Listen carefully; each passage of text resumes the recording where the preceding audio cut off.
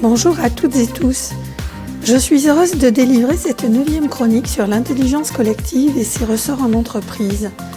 Lors de ma dernière chronique, j'ai commencé à évoquer la norme de groupe que vous pouvez, en tant que manager, encourager dans vos équipes si vous souhaitez développer une intelligence collective. D'où cela vient-il, ou plutôt, quand ce concept a-t-il émergé ?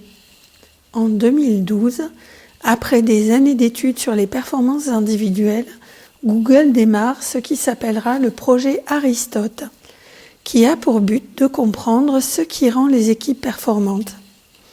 Il a été connu plus tard sous l'appellation de Rework, et c'est sous ce terme que vous trouverez des informations sur Google justement.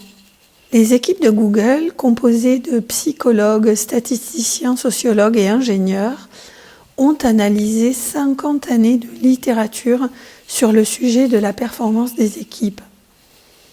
Ils ont aussi passé au crible les performances et la composition de 180 équipes de travail en détail. Et pourtant, en dépit de la somme colossale de travail que tout ceci constitue, à l'issue de cette première étape, aucun schéma ne permettait à Google de prédire quelles équipes allaient performer ou non.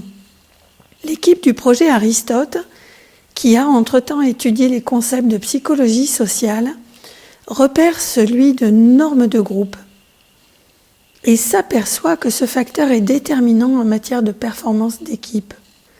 En fait, nous dit Google, la norme de groupe est le facteur qui explique la variabilité des réussites collectives. Mais pas n'importe quelle norme de groupe. Google nous dit aussi que la norme de groupe qui fonctionne, celle qui crée la réussite et la performance des équipes, c'est une norme qui crée de la sécurité psychologique.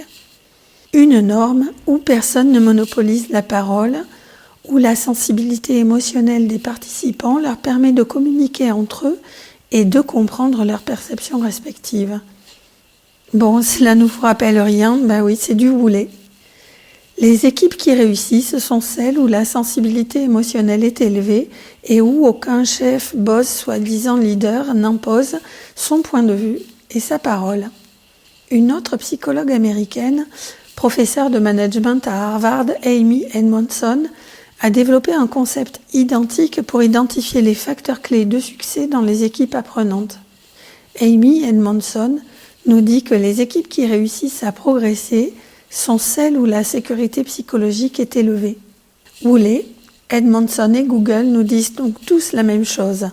Il existe une norme de groupe qui permet aux équipes d'être performantes, de progresser et d'avoir du succès. C'est une norme qui favorise la sécurité psychologique, la certitude partagée par tous les membres d'une équipe que celle-ci représente un filet de sécurité vis-à-vis de la prise de risque relationnelle.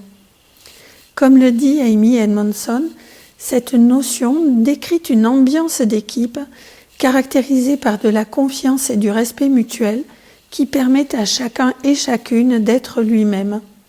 En zone de sécurité émotionnelle, on dispose d'un espace d'expression sans jugement qui autorise une parole libérée. Lorsque les chercheurs du projet Aristote ont intégré dans leurs recherches le concept de sécurité émotionnelle, il leur est apparu que celui-ci était essentiel pour prédire et expliquer la réussite des collectifs de travail.